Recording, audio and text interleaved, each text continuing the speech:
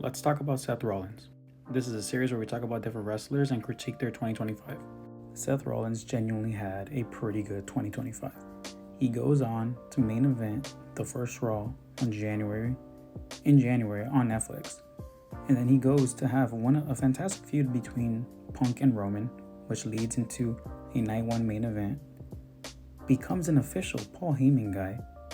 The next night, Braun Breaker joins him in the group and creates division. Then we eventually have Bronson Reed join the group. He goes on to win the Money in the Bank briefcase.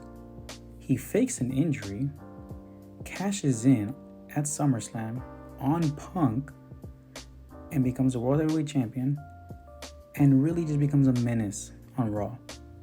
And it genuinely feels like, damn, this group is going to be insane. Seth is going to be insane. He's going to be a world champion. He's going to really do some incredible stuff. Unfortunately, we know how things go.